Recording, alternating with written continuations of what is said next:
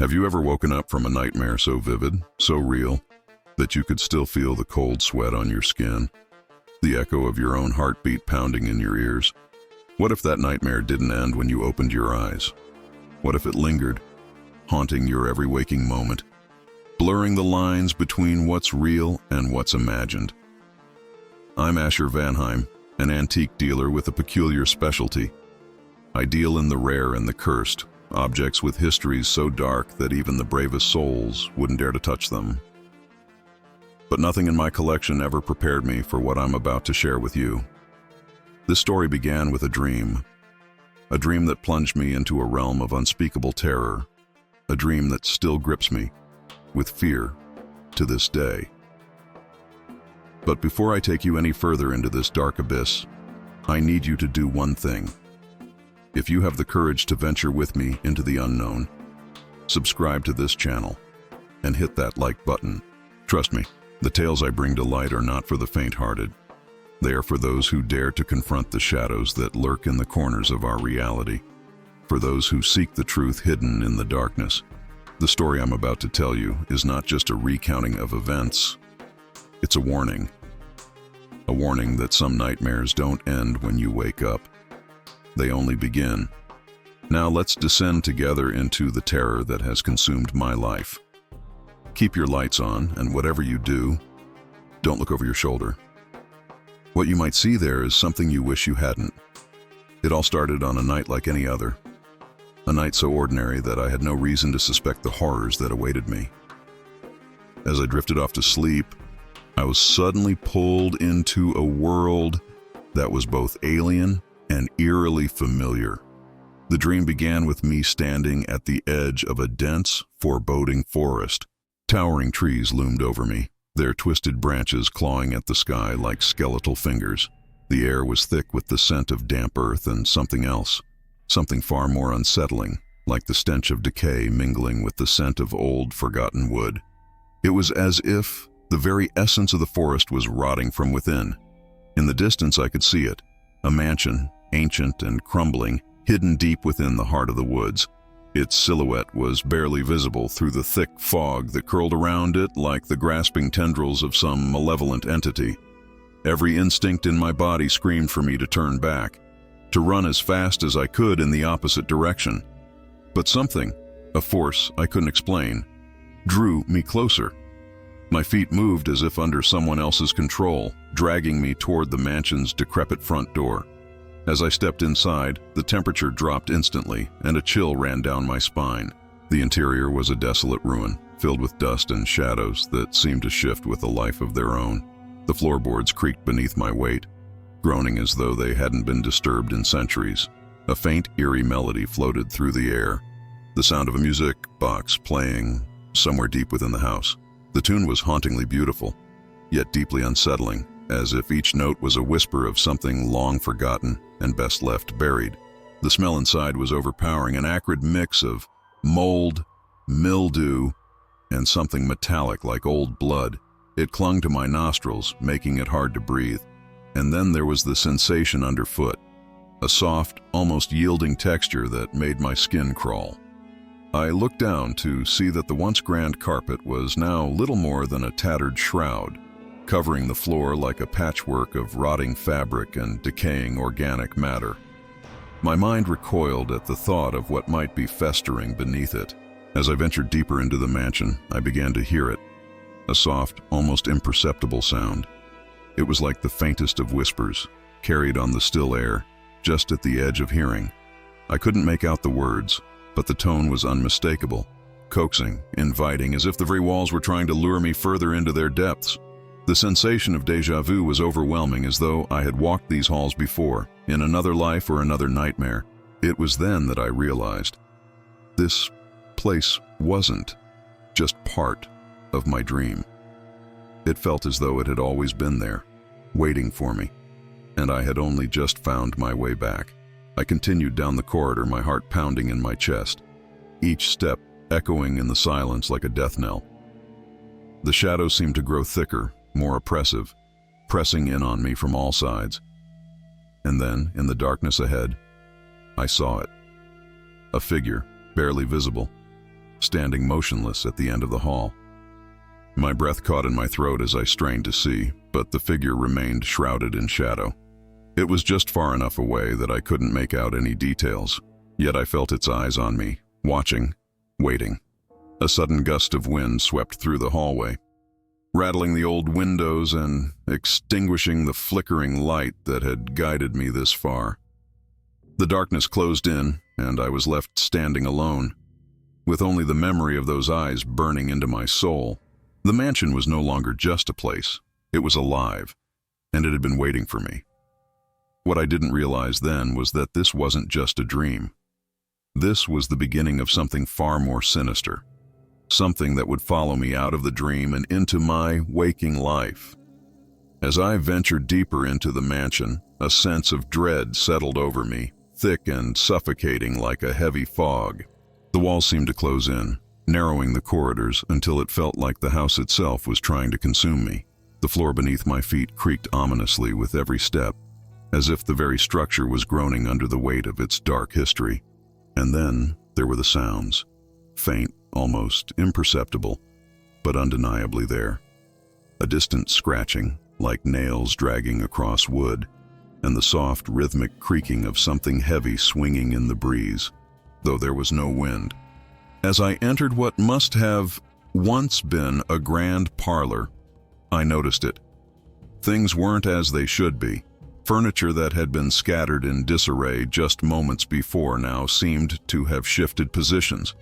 A chair that I was certain had been facing the fireplace was now turned toward the door, as if someone, or something, had been watching me. The unsettling sensation of being observed grew stronger, an invisible presence that seemed to move with me through the rooms, always just out of sight. The shadows, too, were wrong. They twisted and stretched in ways that defied the flickering light of the old chandeliers, elongating across the walls like dark, grasping hands. I found myself glancing over my shoulder more and more frequently, half expecting to see something lurking just beyond the edge of my vision.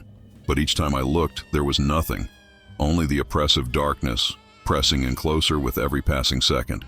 Then, in the corner of the room, I saw it, an old, dust-covered mirror. Its once gilded frame tarnished and dull. But it wasn't the mirror that caught my attention.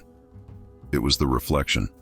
At first I thought it was a trick of the dim light, but as I stared, I realized that the reflection wasn't quite right. The room in the mirror seemed different. The shadows there were darker, deeper, almost as if they were swallowing the light entirely. And in the center of that darkness stood a figure, tall, thin, and motionless. It was barely visible, but there was no mistaking it.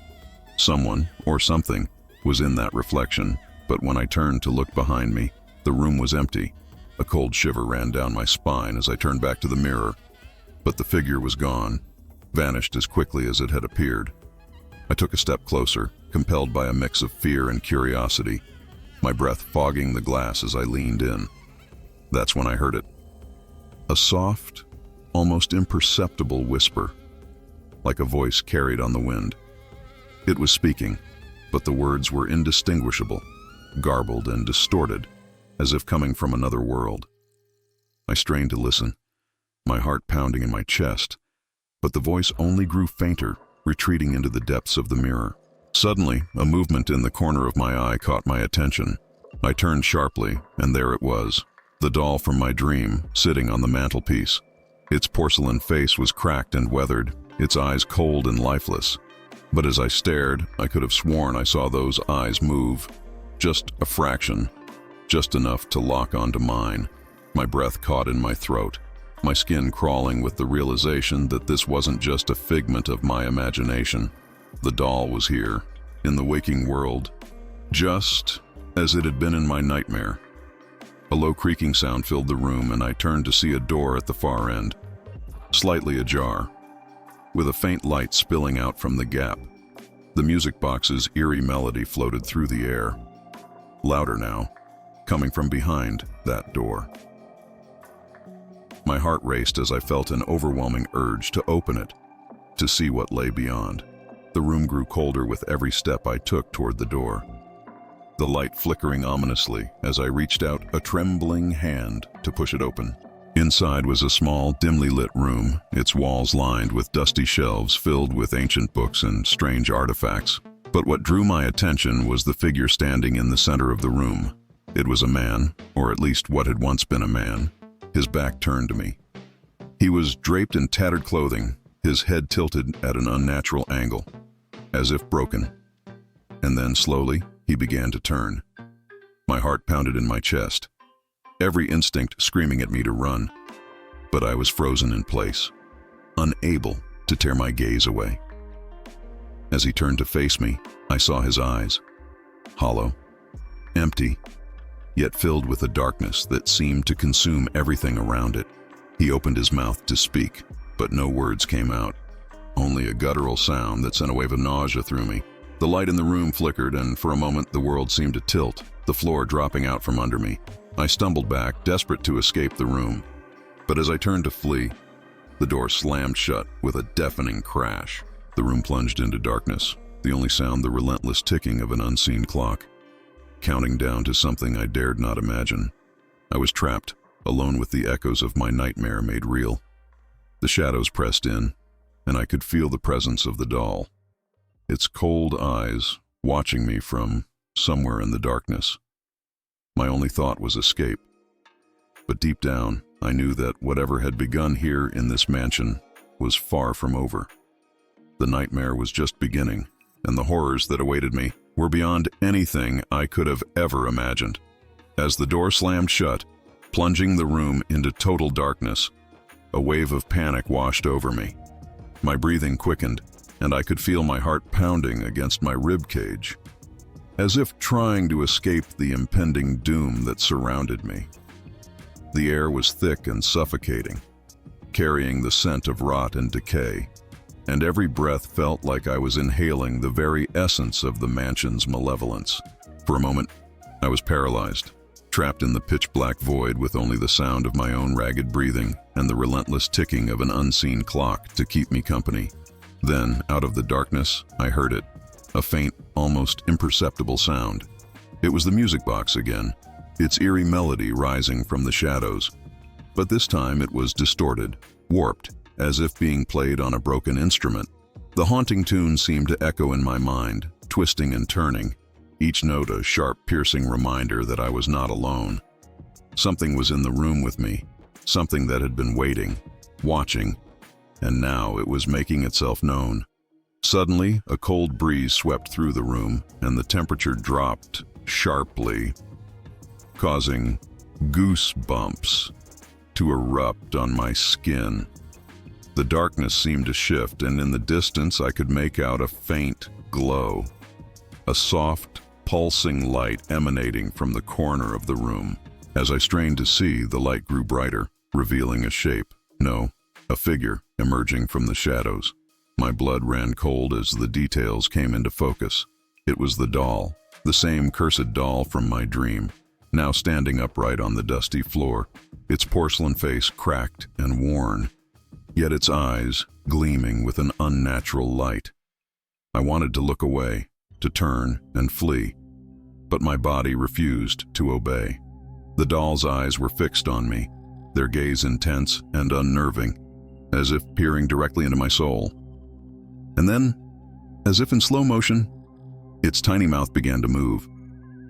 At first, no sound came out, just the grotesque sight of its lips parting and closing in a mockery of speech.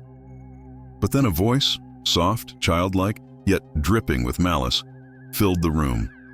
"Come play with me," it whispered, the words crawling under my skin like 1,000 spiders. "Come, play, forever."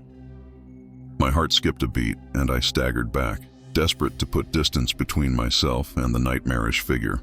But as I did, the room seemed to warp and distort, the walls bending inward as if the very fabric of reality was unraveling around me. The light from the doll grew brighter, casting long, sinister shadows that danced across the room, twisting into shapes that defied explanation. Faces, hands, and eyes formed in the darkness, watching, waiting, their expressions frozen in eternal torment. In that moment of sheer terror, I noticed something out of the corner of my eye. A mirror, the same one I had seen earlier, but now its surface was no longer just reflective. It was alive, rippling like water, and within its depths, I saw a vision of the mansion's past. A flickering image of a woman, her face obscured by a veil, cradling the doll in her arms as she whispered words of despair. The mirror's surface distorted further, revealing flashes of agony, betrayal, and the unmistakable act of a dark ritual. My mind reeled as I realized that this doll was not just cursed, it was the vessel of a vengeful spirit, bound by a malevolent force that had seeped into every corner of the mansion. Suddenly, the doll's voice grew louder, more insistent. "You can't leave," it hissed, its tone shifting from childish sweetness to a guttural snarl. "You belong to me now." The room began to spin, and the walls closed in, the shadows reaching out like tendrils, trying to drag me into the abyss.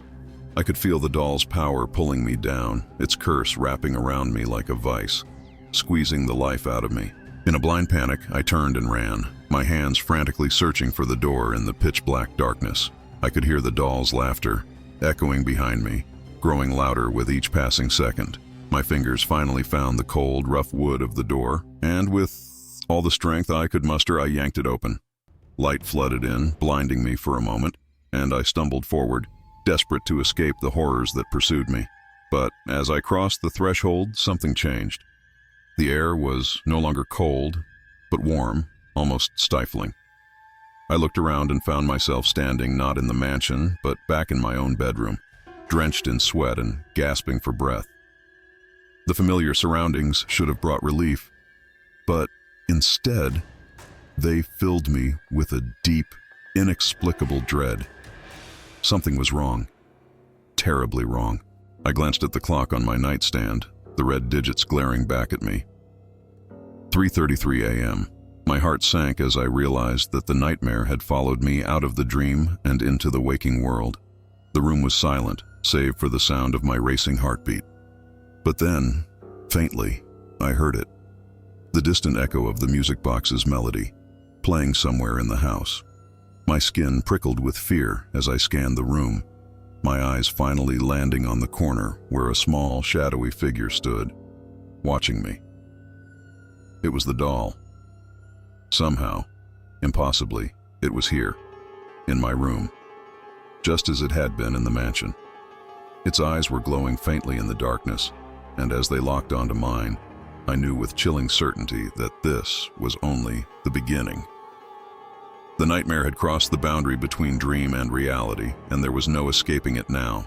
The mansion's curse had claimed me, and no matter where I ran, it would always find me.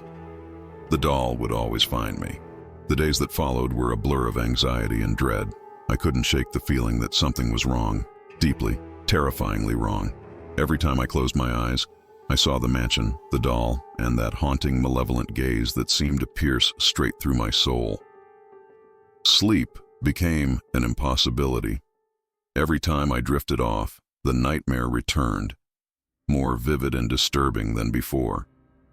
And even when I was awake, the echoes of that cursed melody, the eerie tune from the music box, would follow me, just at the edge of hearing, taunting me, reminding me that the nightmare wasn't over. Desperate for answers, I turned to the one thing I knew how to do best: research. I spent hours combing through old archives, dusty books, and forgotten records, searching for any mention of the mansion or the doll. What I found was far worse than anything I could have imagined. The mansion, as it turned out, had a long and sordid history, one that was steeped in tragedy, death, and the supernatural. It had been built in the late 1800s by a wealthy family whose fortune was as mysterious as it was vast. But not long after the mansion was completed, strange and terrible things began to happen. The family's youngest daughter, a girl named Alara, had been given a beautiful porcelain doll as a birthday gift. A doll that, according to legend, had once belonged to a witch burned at the stake for practicing dark magic. The doll was said to be cursed, and soon after it entered the household, the family began to fall apart. Illness, madness, and death claimed them one by one, until only Alara remained. The accounts I found were chilling. Neighbors spoke of hearing Alara's laughter echoing through the woods at night, accompanied by the sound of a music box playing that same haunting melody. Some claimed to have seen her, standing in the mansion's windows, holding the doll and smiling as though she were listening to some secret, sinister whisper. But when they would approach, the mansion would be dark and empty, the windows shattered, the rooms covered in dust.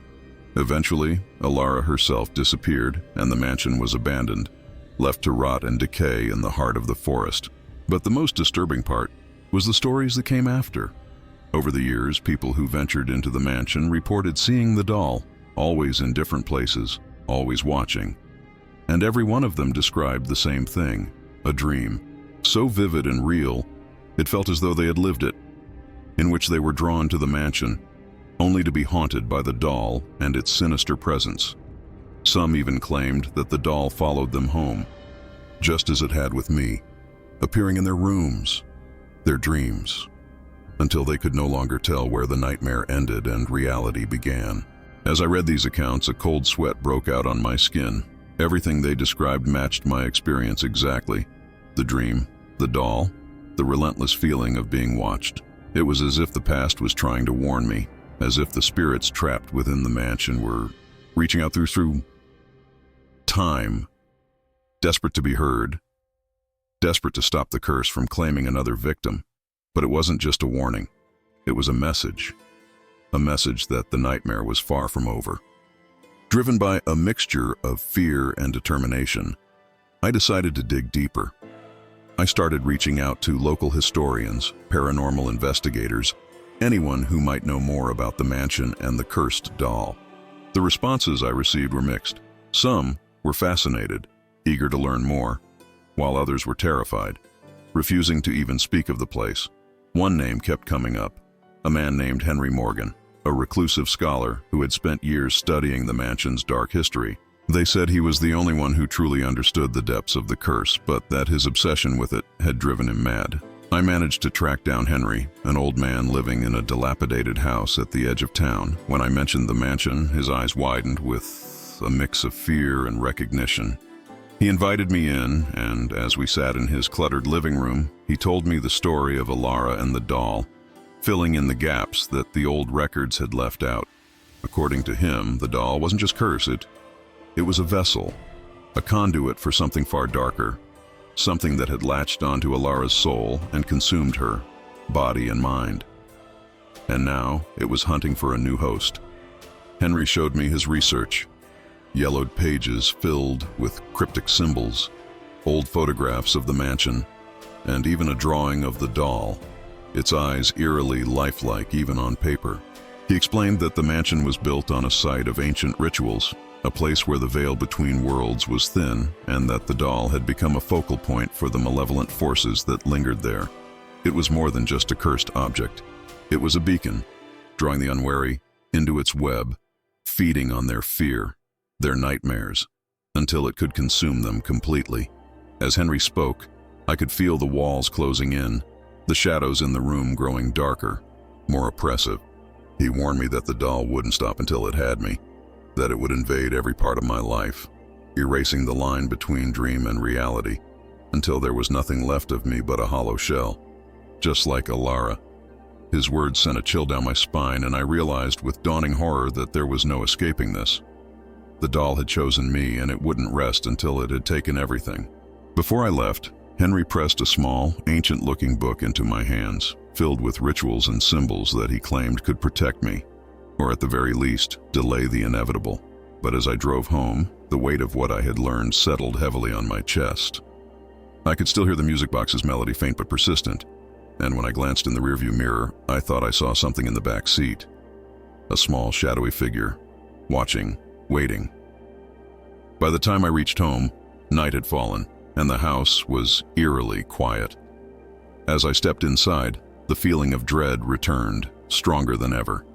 The shadows seemed to shift and twist, and I could feel that presence again, the doll somewhere in the house, lurking just out of sight.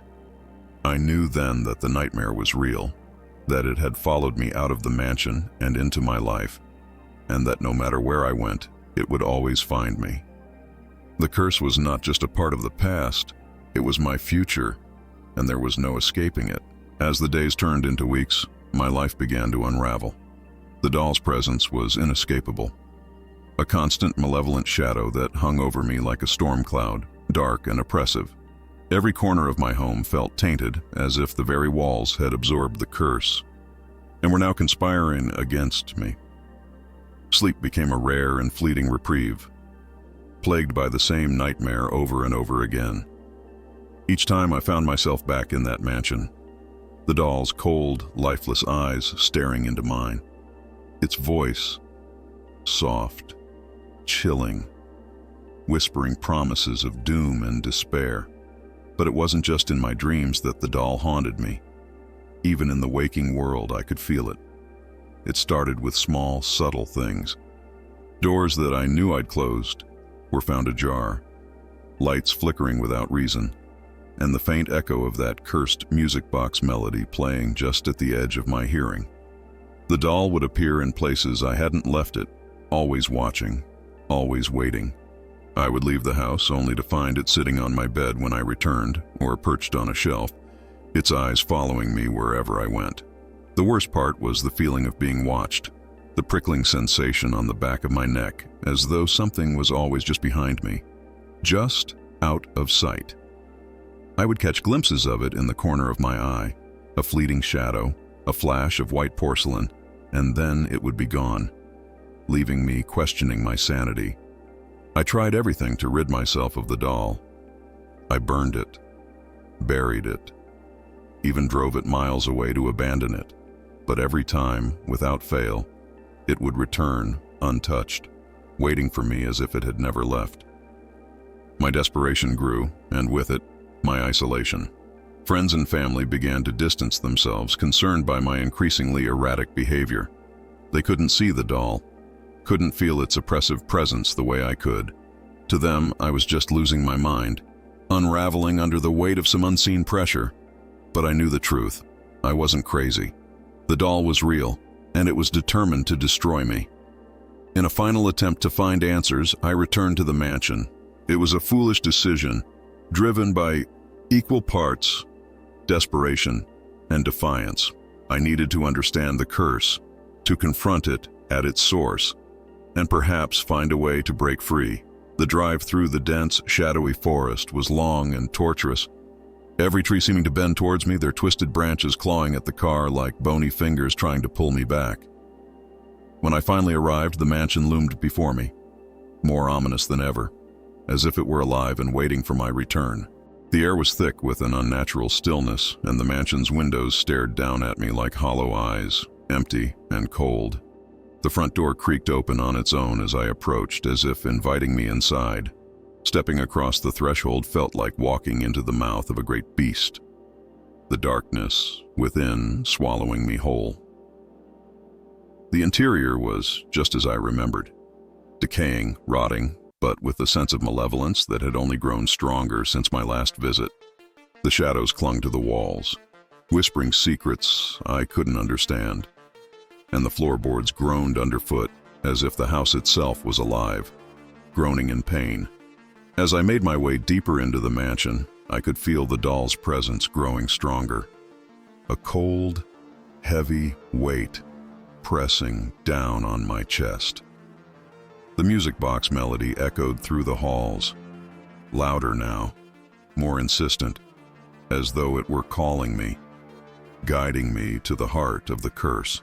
The shadows moved with a life of their own, twisting and writhing like living things, and the sense of being watched was overwhelming, almost suffocating. Then, from the corner of my eye, I saw movement, a figure, small and hunched, darting between the shadows. I turned, but it was gone, vanished into the darkness. My heart raced as I quickened my pace, knowing that whatever was lurking in the shadows was leading me somewhere I wasn't sure I wanted to go. But I had no choice. I had to see this through, to face whatever horror awaited me in the bowels of the mansion. As I reached the grand staircase, I heard a noise, a soft, shuffling sound coming from above. I looked up to see a figure descending the stairs. It was a man, his face gaunt and pale, his eyes wide with fear, His clothes were tattered and stained with something dark, and he moved with a slow, deliberate grace, as if he were not entirely in control of his own body. When he reached the bottom of the stairs, our eyes met, and I felt a jolt of recognition. It was Henry Morgan, the reclusive scholar I had spoken to before. His face was hollow, his skin ashen, but his eyes were filled with a deep, haunting terror that sent chills down my spine. He opened his mouth to speak, but all that came out was a rasping, gasping sound, as if his voice had been stolen. Without a word, he beckoned me to follow him, and I did, unable to resist the pull of whatever force had taken hold of him. He led me through the winding corridors deeper into the mansion until we reached a door I hadn't seen before. It was old and warped, the wood splintered and cracked, but it exuded a sense of dread that made my stomach turn. Henry hesitated for a moment, his hand trembling as he reached for the handle, but then he pushed it open, revealing a dark, narrow staircase leading down into the earth. The descent felt endless, the stairs creaking underfoot as we ventured further into the mansion's hidden depths. The air grew colder, thicker, and the oppressive feeling of the doll's presence was almost unbearable. The music box melody grew louder with every step, distorted and warped, echoing off the stone walls like the cries of tormented souls. At the bottom of the stairs, we reached a small circular chamber, the walls lined with shelves filled with strange, ancient artifacts. In the center of the room was a stone pedestal, and upon it, the doll. It sat there, motionless, its porcelain face cracked and worn, its eyes gleaming with a malevolent light. The air was thick with the stench of decay, and the shadows seemed to close in around us, pulsing with a life of their own. Henry stepped forward, his hand shaking as he reached out to touch the doll. But before he could, the room was plunged into darkness. The shadows came alive, swirling around us like a tornado of black smoke, and the doll's eyes began to glow, brighter and brighter, until the entire room was bathed in a sickly, unnatural light. The walls seemed to close in, the air growing colder and heavier until I could barely breathe. And then, the doll began to move. Its limbs jerked and twisted, as if pulled by invisible strings, and its mouth opened, releasing a guttural, inhuman scream that echoed through the chamber, rattling the very walls. Henry collapsed to the ground, his body convulsing as the shadows engulfed him, pulling him into the darkness. I wanted to run, to escape, but my feet were rooted to the spot, my body paralyzed with fear. The doll's eyes locked onto mine, and I felt a cold, icy hand grip my heart, squeezing the life out of me. In that moment, I knew that there was no escape. The curse had claimed me, just as it had claimed Henry and all those before him. The doll was no longer just an object, it was alive, a vessel for something ancient and malevolent, something that had been waiting for centuries to be free. And now, it had me in its grasp. The shadows closed in, and the last thing I saw before the darkness consumed me was the doll's twisted, malevolent grin. The music box's melody played on, a haunting, relentless tune that would echo in my mind forever. The nightmare was real, and there was no waking from it. The mansion had claimed me, and now I was trapped, forever bound to its cursed walls, a prisoner of the darkness that lurked within. As the darkness closed in around me, I felt myself being pulled deeper into the abyss, the cold grip of fear tightening around my chest like a vice. The shadows were alive, twisting and writhing like a mass of serpents, their whispers filling my ears with a cacophony of unintelligible voices. The doll's malevolent grin seemed to grow wider, its eyes gleaming with an unnatural light that pierced through the blackness, searing into my soul. I was trapped, caught in the web of the curse, and there was no escape. But then, as suddenly as it had begun, the darkness receded, pulling back like a tide, leaving me standing alone in the chamber. The room was eerily silent, the oppressive atmosphere lifting slightly, but the air was still thick, with the lingering scent of decay. And something else. Something far more sinister. The stone walls seemed to close in on me, the shadows clinging to the corners like they were hiding something unspeakable. My eyes were drawn back to the pedestal in the center of the room. The doll was still there, its porcelain face cracked and worn, but its expression had changed. The malevolent grin was gone, replaced by something far more disturbing, an expression of sorrow, almost as if it were weeping. For a moment I felt a pang of sympathy, a strange connection to the cursed object, but I quickly pushed the thought aside. This thing, whatever it was, had lured me here, trapped me in this nightmare, and I couldn't afford to let my guard down. As I approached the pedestal, my heart pounded in my chest, each step echoing in the silence. I could feel the presence of something watching me, something that wasn't the doll. The air was heavy with tension, as if the very walls were holding their breath, waiting for something to happen. My fingers trembled as I reached out toward the doll, half expecting it to spring to life again, but it remained motionless, its eyes dull and lifeless. Just as my hand was about to make contact, a sharp pain shot through my head, blinding me with a flash of light. I staggered back, clutching my temples as the pain intensified, my vision swimming with dark spots. The whispers returned, louder this time, clearer, as if they were being spoken directly into my mind. They were saying something, repeating a word over and over again, but I couldn't make it out. It was as if my mind was being pulled in 100 different directions at once, torn apart by the weight of the voices. I fell to my knees, the cold stone biting into my skin as I struggled to stay conscious. The pain was unbearable, like 1,000 needles being driven into my skull, and the voices grew louder, more insistent. Then, amidst the cacophony, I heard it.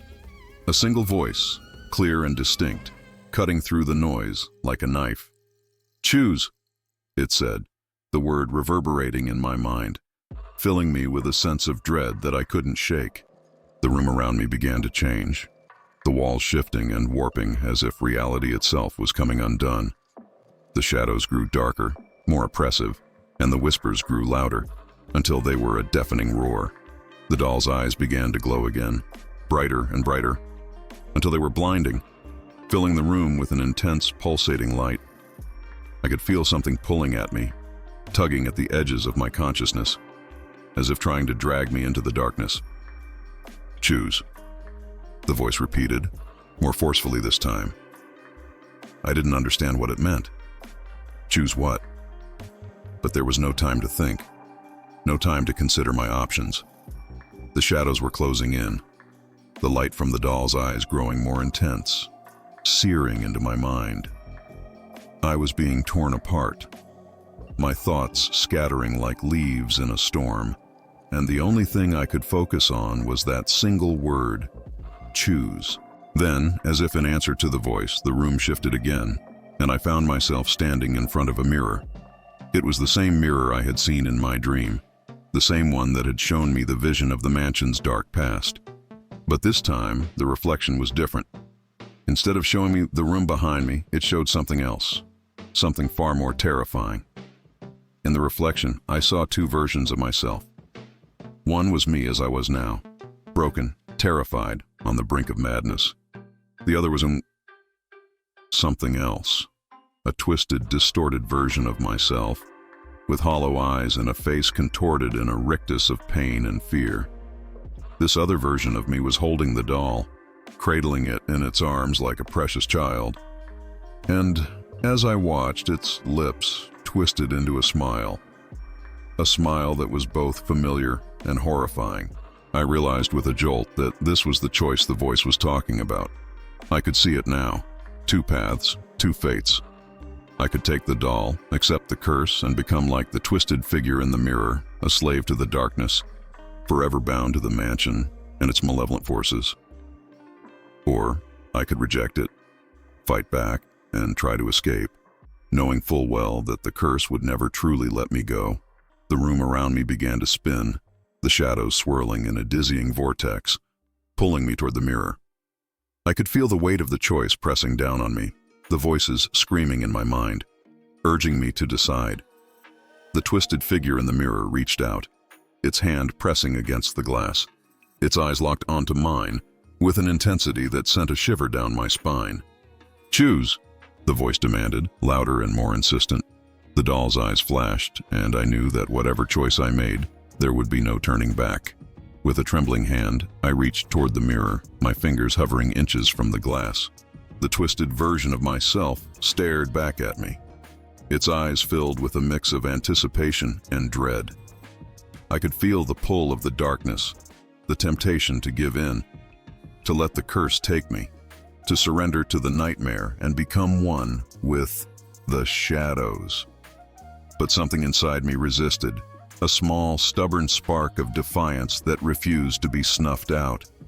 I couldn't let the darkness win. I couldn't let the curse claim me.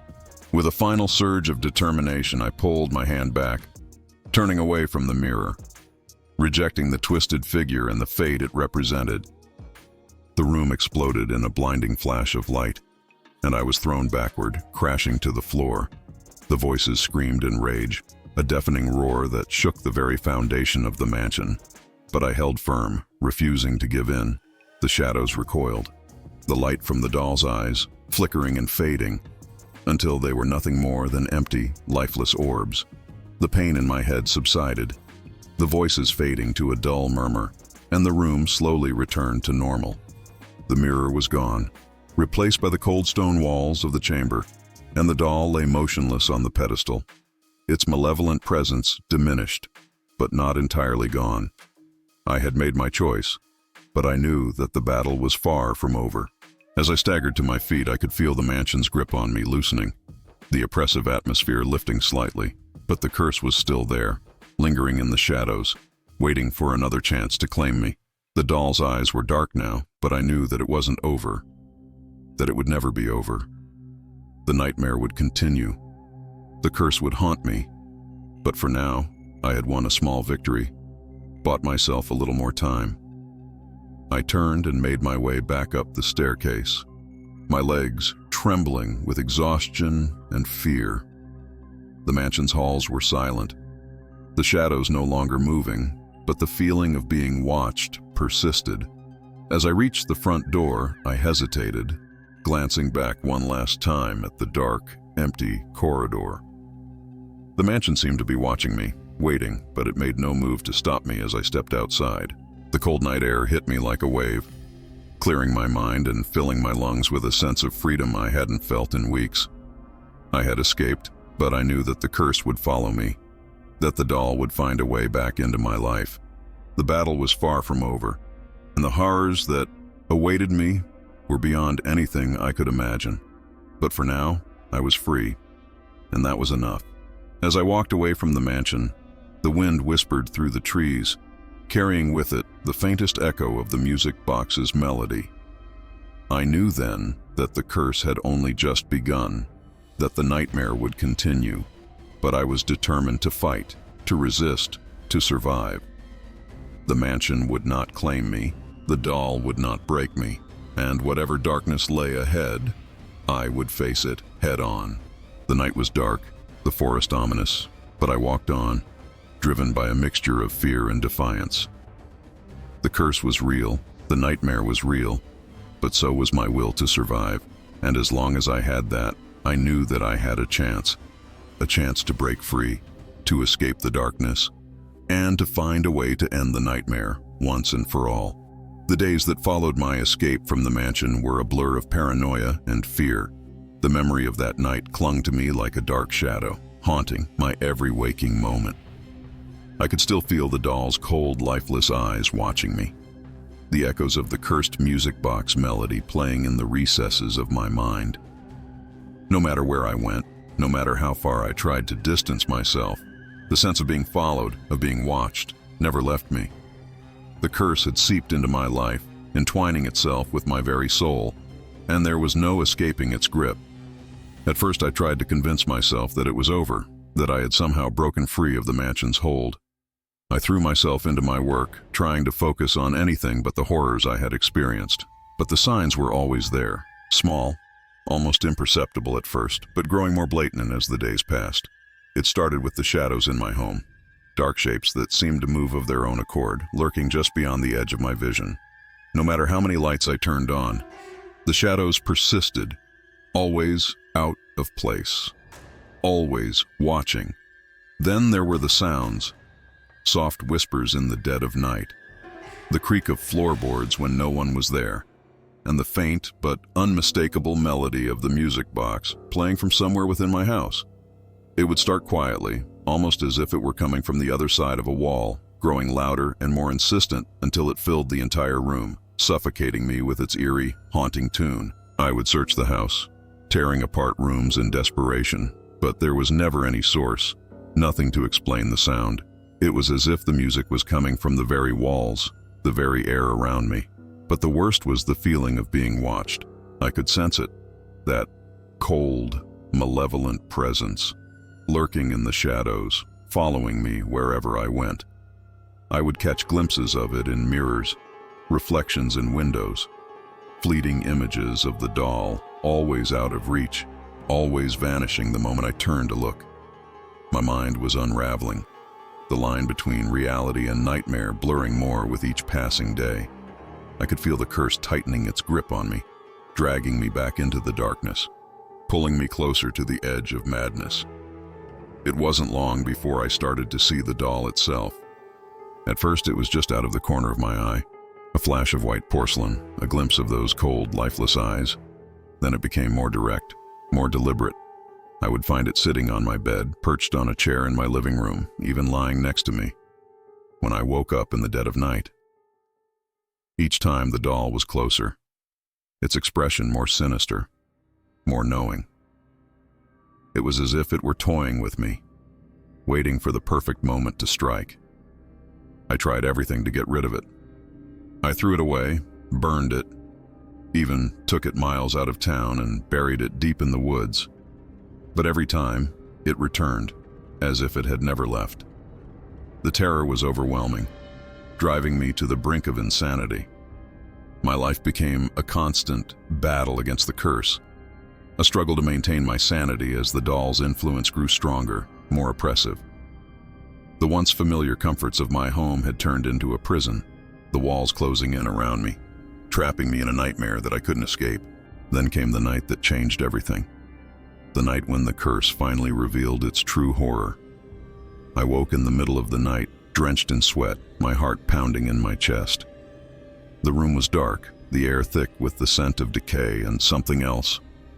Something far worse. I knew before I even opened my eyes that the doll was there, waiting for me.